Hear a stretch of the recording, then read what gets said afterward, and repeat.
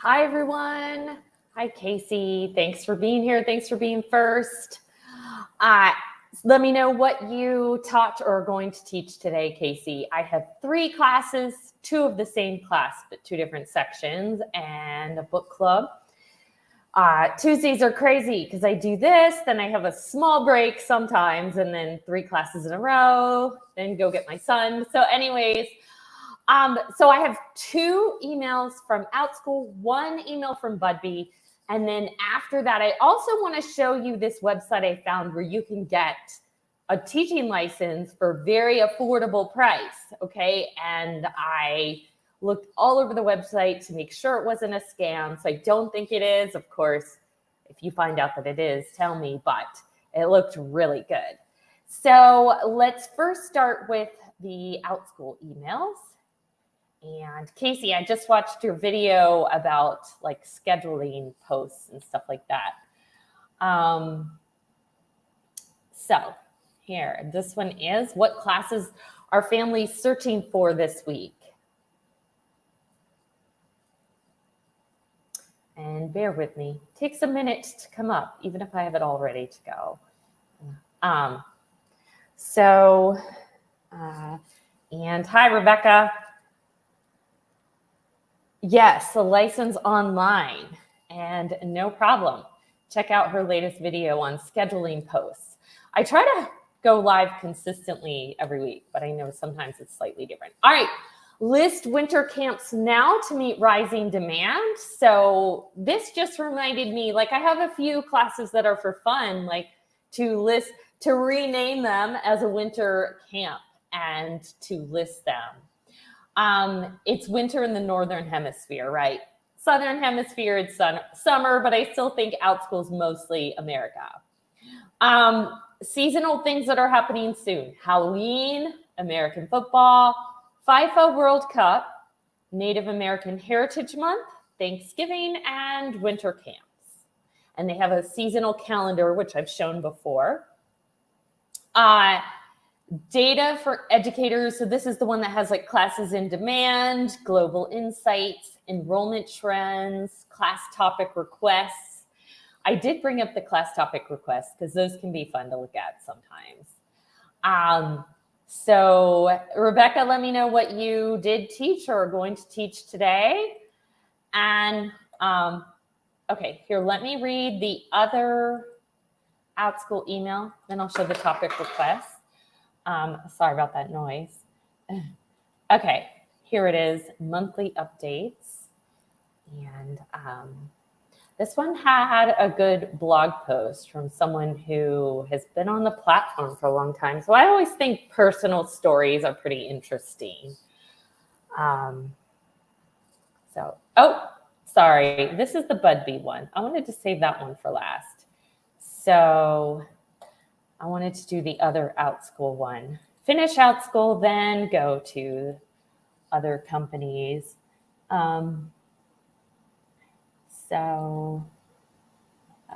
This one.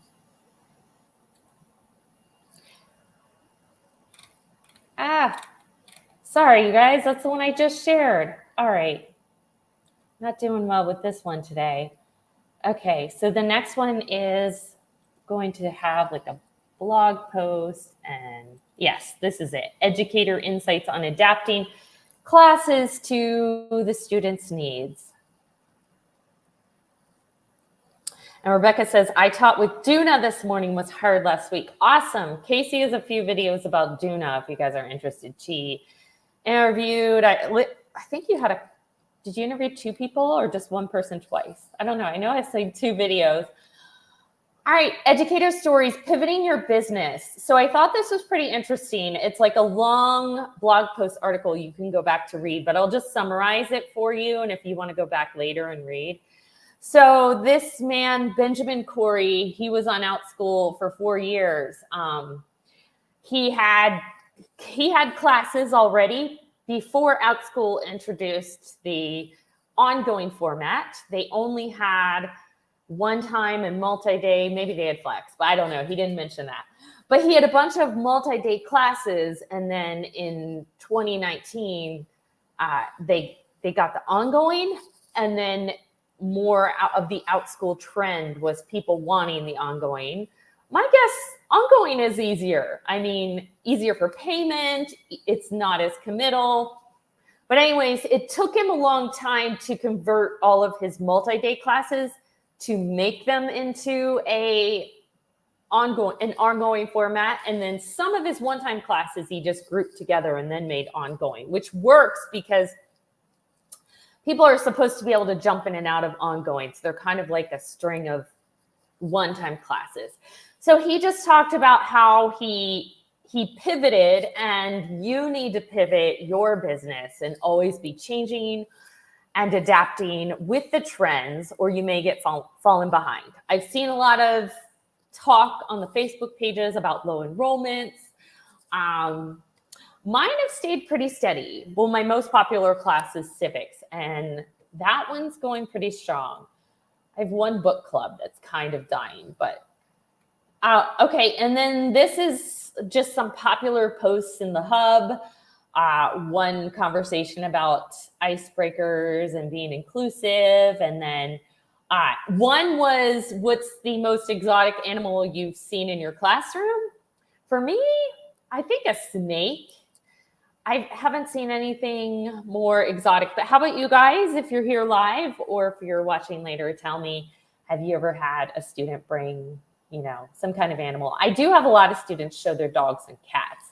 And there have been times when we take a little 5-minute time out of class and show our pets. Usually, if the students want to. Ryan posted about back-to-back classes quite literally causing back pain. Does this happen to you as well? I actually saw that post. A lot of people were like, get a good chair. I know when I have 3 classes in a row, my back does start to hurt too. And one person responded with, well, then schedule a break. I think if I did this full time, I definitely would have to schedule a break, like a 30-minute break at least every 3 hours. I don't know. Tuesday, October 4th, 6 p.m. Pacific, connect with Outschool staff. See, that's late. My time zone, that's 9 p.m. But celebrate Hispanic Heritage Month in your classes. Is anyone planning to do this? I totally could just add something like this to my civics class. My only problem is I'm super busy. I don't feel like creating any new classes. Just keeping up with maintenance for all my old classes is enough. All right, daylight savings time reminder. Daylight savings is about to end, and we're going back to standard time. But it changes in different parts of the world, different times.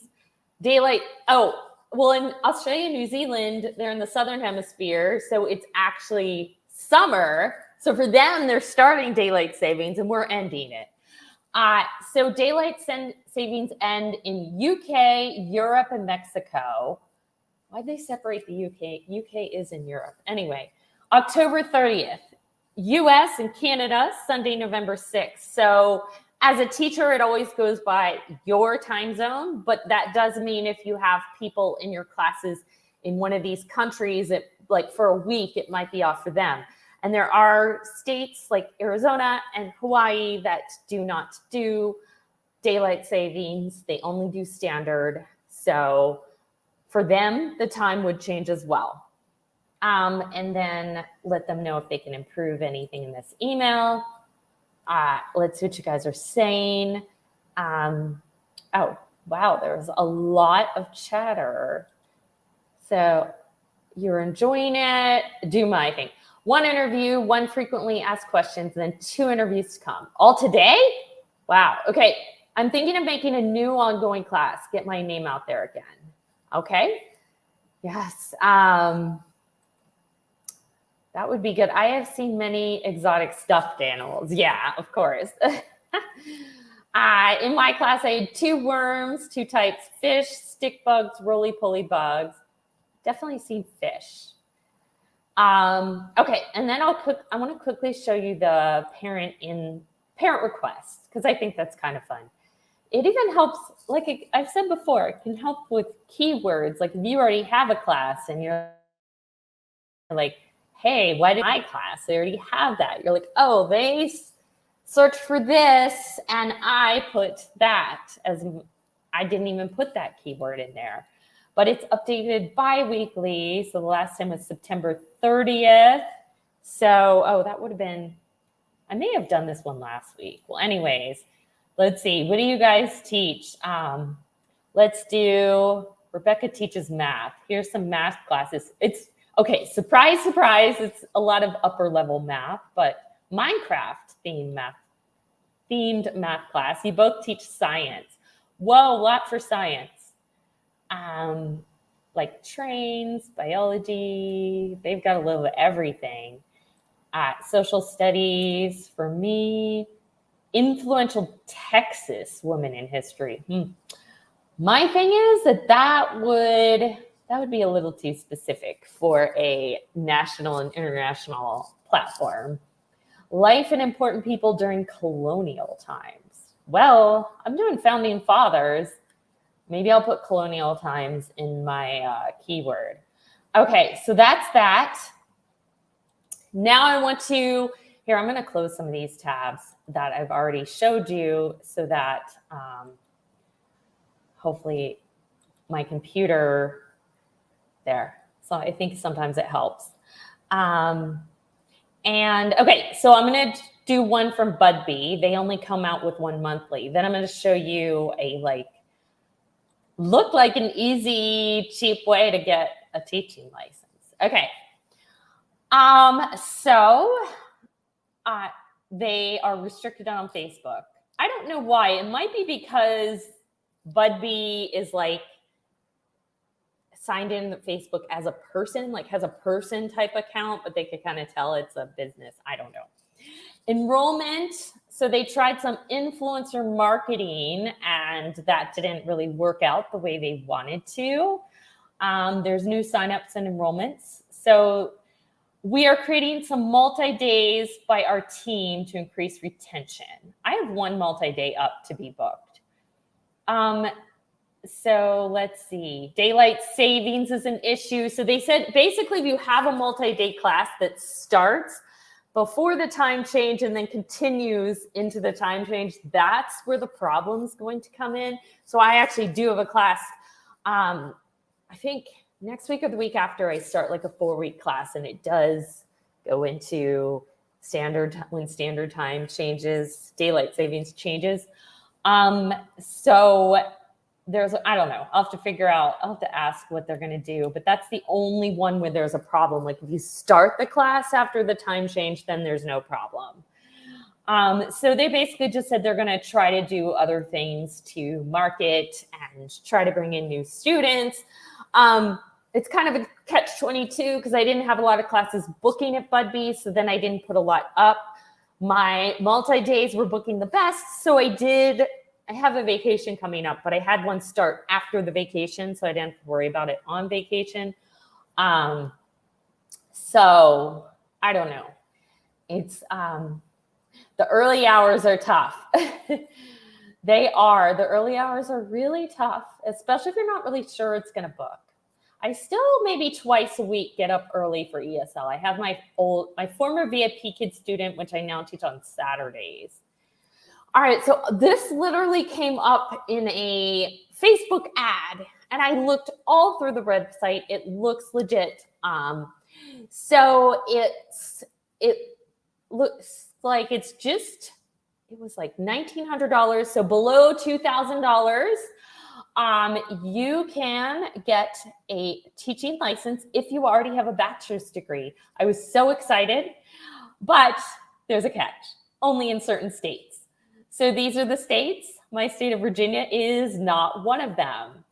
But there's I looked at some of the other states. There's Florida. I thought about moving to Florida, after our kids leave, or Ohio. Okay, if you live in Ohio, it only costs $950 to get this teaching license. So under $1,000, you could do this.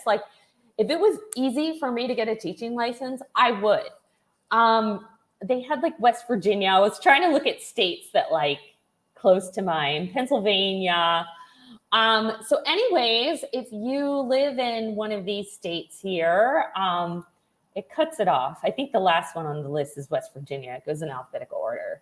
But these subjects, so obviously, almost all of them, each state had different ones that they needed, but science was almost all of them. So like biology, chemistry, and physics, almost every single state had those. Like no surprise, there's always a shortage of science teachers. Science is not my subject.